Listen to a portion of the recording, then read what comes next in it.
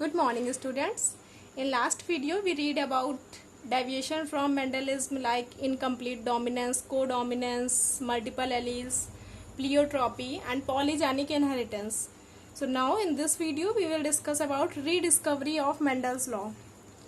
As you know, Mendel published his work on inheritance of character in 1865, but it remained unrecognized for several reasons till 900.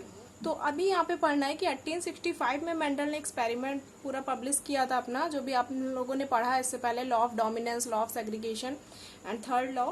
But ये 1900 तक अभी तक ये popular नहीं हुए थे, उसके क्या रीजंस थे, तो यहाँ पे ये पढ़ना है हम लोगों को। तो फर्स्ट आता है कि communication was difficult, so his work could not be widely published, क्योंकि उस टाइम कम्युनिकेशन सिस्टम जो था वो इतना इस टाइम की तरह इतना इजी नहीं है कि हम कुछ भी होता है एफबी पे शेयर करते हैं, इंस्टा पे शेयर करते हैं, तो उस टाइम ये सब इतना पॉपुलर नहीं था, तो इस वजह से कम्युनिकेशन जो था वो डिफिकल्ट था, इसकी वजह से वो पब्लिश नहीं हो पाए।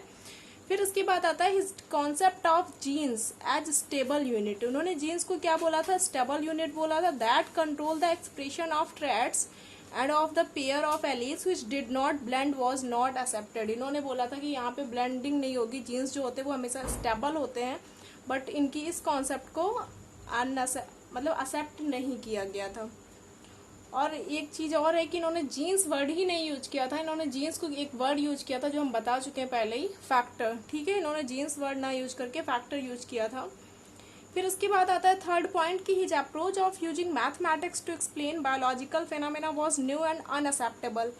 इन्होंने, जैसा कि आप लोग पढ़ते हो कि जब रिजल्ट लिखते हो जीनोटाइप रेशियो 1:1 या 3:1 या 9:3:1, तो ये जो इसमें मैथमेटिक्स इन्होंने यूज की थी बायोलॉजिकल डिस्क्राइब करने के लिए, तो ये बहुत ही न्यू था और इसको मोस्ट ऑफ द साइंटिस्ट जो थे उन्होंने इसको एक्सेप्ट नहीं किया था।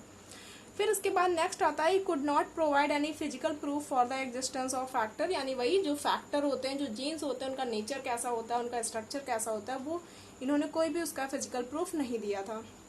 फिर उसके बाद आता है 1900 में 3 साइंटिस्ट आए, डिवरीज, कॉरेंस एंड टी सरमैक। इन्होंने इनके लॉ को रीडिस्कवर्ड किया मेंडल्स के, एंड फिर क्योंकि तब तक वहाँ पे माइक्रोस्कोप भी डिस्कवर्ड हो चुकी थी, तो they carefully observe cell division, this lead to discovery of chromosomes. वहाँ पे क्रोमोसोम का स्ट्रक्चर पूरा उन्होंने डेवलप किया। सबको पता है क्रोमोसोम्स कहाँ होते हैं, न्यूक्लियस के अंदर। न्यूक्लियस कहाँ होता है? एक सेल के अंदर। ठीक है, तो वो यहाँ पे इन्होंने पूरा क्रोमोसोम्स के बीच में क्या चेंजेस आ रहे हैं वो सब पूरा इन्होंने यहाँ पे डिस्कवर्ड किया था।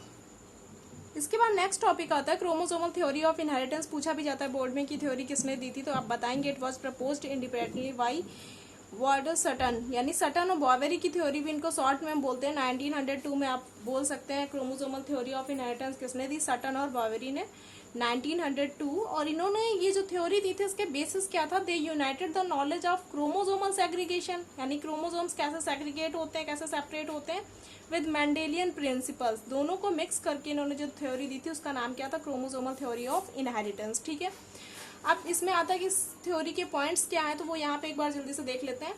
तो फर्स्ट आता है according to this theory all जो भी कैरेक्टर्स होते हैं इनहेरिटेंस के must be with sperms and egg cell as they provide bridge from one generation to the next.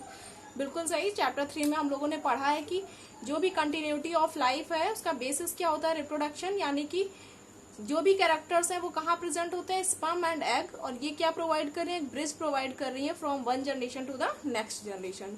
Next है ये जो भी फैक्टर्स होते हैं वो कहाँ पे होते हैं? Carried by the nuclear material. सबको पता है ये कहाँ पे अरेंज होंगे, जो भी क्रोमोसोम्स होते हैं, जीन्स होते हैं, डीएनए होता है, पूरा का पूरा कहाँ होता है? न्यूक्लियस में। ठीक है, तो carried by the nuclear material. Third आता है chromosomes are found in pair like Mendelian alleles. Mendelian ने एक वर्ड यूज किया था एलील्स, जो बताया भी था मैंने। पेयर ऑफ कॉन्ट्रास्टिंग ट्रेट, पता चला अपोजिट है, एक टॉल है, एक डॉर्फ है, तो अपोजिट कैरेक्टर्स के लिए उन्होंने जो भी लिया था वर्ड उसको क्या यूज किया था? एलील्स। ठीक है, तो हमेशा इसमें बताएंगे आप लोग। फिर आता है two alleles of a gene pair are located on homologous site on the homologous chromosome. इनकी लोकेशन जो होती है वो सेम साइड पे होगी। Sperms and egg have haploid set. सबको पता है कि स्पर्म प्लॉइड की क्या होती है? हैप्लॉइड होते हैं। एग यानी 23 क्रोमोसोम्स हैप्लॉइड होंगे, और जब फ्यूज होंगे यानी फर्टिलाइजेशन होगा तो उसके बाद क्या बनेगा? रीस्टेब्लिश द डिप्लॉइड स्टेज, यानी कि जाइगोट फॉर्म हो जाएगा। And the genes are carried on to the chromosomes, यानी जीन्स कहाँ पे अरेंज होते हैं, क्रोमोसोम्स। एक क्रोमोसोम का स्ट्रक्चर 11th क्लास में हम लोगों ने डिस्कस किया था, 11th क्लास में पढ़ा भी है क्रोमोसोम का स्ट्रक्चर। बीच में सेंट्रोमियर से जुड़ा होता था, उसमें 2 आर्म्स ऊपर की और 2 आर्म्स जो होती है वो नीचे होती हैं। फिर इसके लास्ट में एक पॉइंट आता है क्रोमोसोमल थ्योरी जब भी पूछी जाए तो first, second, third, fourth, fifth, six, ये 6 पॉइंट। यहाँ पे एक और पॉइंट आप यहाँ पे लास्ट पॉइंट है तो वहाँ पे बताएंगे कि homologous chromosome synapse during meiosis, उनमें सिनैप्सिस की प्रोसेस होती थी, 11th क्लास में पढ़ा है आप लोगों ने। And get separated to pass into different cells, जो क्रोमोसोम्स हैं वो सेपरेट होते हैं, फिर जो पेरेंट सेल होती थी उससे जो न्यू डॉटर सेल बन रही है उसमें ट्रांसफर होते थे।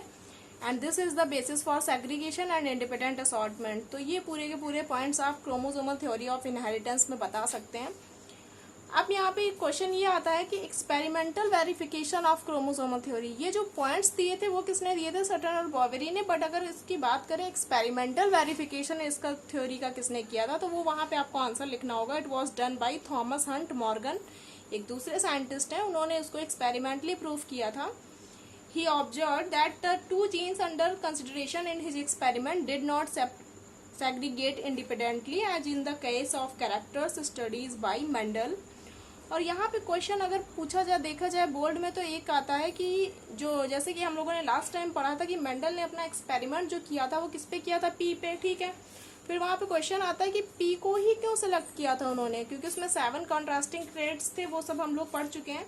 तो यहाँ पे हम लोगों को ये पढ़ना है, क्वेश्चन आता है कि थॉमस हंट मॉर्गन थे, उन्होंने अपने एक्सपेरिमेंट के लिए किसको सेलेक्ट किया था और क्यों सेलेक्ट किया था। तो आप बताओगे कि मॉर्गन जो थे उन्होंने अपने एक्सपेरिमेंट के लिए किसको सेलेक्ट किया था, एक ड्रोसोफिला मेलानोगास्टर, इसका ये साइंटिफिक नेम है। अगर इसका नॉर्मल नेम की बात करें तो फ्रूट फ्लाई बोलते हैं इसको। और क्यों सेलेक्ट किया था तो आप पॉइंट्स बताओगे यहाँ पे, they could be grown on simple artificial medium in the laboratory, इनको लैब में किसी भी मीडिया पे हम ग्रोथ करा सकते हैं। Their life cycle is only about 2 weeks, बहुत जल्दी रिजल्ट मिल जाएगा। इसके लिए हमें रिजल्ट के लिए कोई वेट नहीं करना है कि F1 जनरेशन इतना लेट आ रही फिर F2 कब आएगी, तो हमें रिजल्ट के लिए वेट नहीं करना पड़ेगा। और a single mating could produce a large number of flies, एक बार रिप्रोडक्शन होने से कई सारे नंबर में हमें फ्लाइज मिल रहे हैं। It has 4 pair of chromosomes which differ in size, there was a clear differentiation of the sex, male जो होगा स्मॉलर एंड फीमेल जो होगा वो बिगर होगा।